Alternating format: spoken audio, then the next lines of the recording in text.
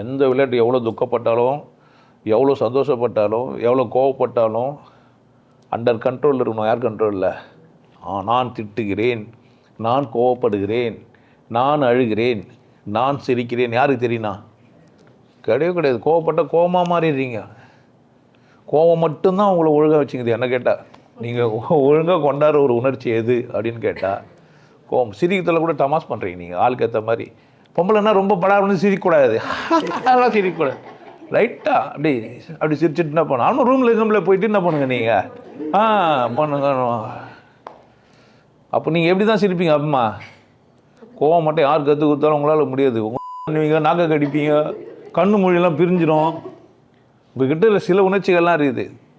Sex கூட கற்றுக்கிற பண்ணிங்கன்னா ஒன்றும் செய்ய முடியாது. நான் புரியுதா? இப்படி இருந்தால் நல்லாயிருக்கும், அப்படி இருந்தால் நல்லாயிருக்கும். முடிஞ்சு போச்சுக்காது. போதும்னு எப்போ இருக்குண்ணாப்பா? எனக்கு நான் போதும். திரும்பவும் சொல்கிறேன், எனக்கு நான் போதும். எனக்கு என்ன வரும்னு எனக்கு தெரியாது. எனக்கு என்ன வரும்னு எனக்கு தெரியாது. நான் அழ மட்டும்தான் செய்வேன், சிரிக்க மட்டும்லாம் கிடையாது. எனக்கு எல்லாம் கொடுக்கப்பட்டுக்குது. அதனால தான் என்ன பண்ணுது?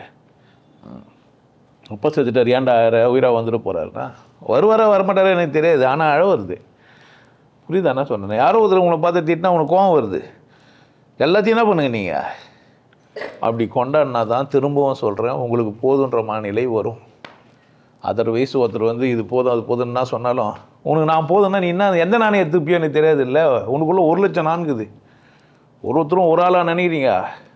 இங்கே ஒரு ஆள் ஏந்து போனால் ஒரு ஆள், ஐயா நான் தப்பு பண்ணிட்டேனான்னு எனக்கே தெரில, நீ உங்கள் பேச்சை தாண்டி போயிட்டேனான்னு எனக்கு தெரில, உங்கள் பேச்சை கேட்குறேன்னா எனக்கு தெரியலையே அப்படின்ட்டு வாய்ஸ் மெசேஜெல்லாம் ஆரம்பிச்சு நான் கேட்குறதா கேட்கக்கூடாதான்னு வேறு வேலையை விட்டு பார்த்துன்னு தான் இருக்கும். நான் உங்களுக்கு போதுன்னு எதோ சொல்லி கொடுத்தாலும் என்ன ஆக போகிறீங்க நீங்கள்? இந்த வரையும் நீங்கள் எப்படி புரிஞ்சுக்கலாம்? உனக்கு நீ மட்டும் போதுன்னு நான் சொன்னால் என்ன புரிஞ்சுக்கலாம் நீங்கள்? ஏன்னா எப்படி புரிஞ்சுக்கலாம் எனக்கு தெரியாது. புரிதல் யார்கிட்ட இருக்குது? வள்ளுவன் போராடி பார்த்துட்டு ஒரு முடிவு சொல்லிட்டு போயிட்டான். வெள்ளத்தனை இது மலை நீட்ட மாந்தர்த்தம் வெள்ளத்தனை இது ஒன்றும் செய்ய முடியாதா தம்பி. ஆற்றுல தண்ணி அவ்வளோக்குதான், அவ்வளோ தூரம் தண்டு நிமிரம். இவங்களாம் அப்படித்தான் இருப்பானுங்க. உஷாராரு.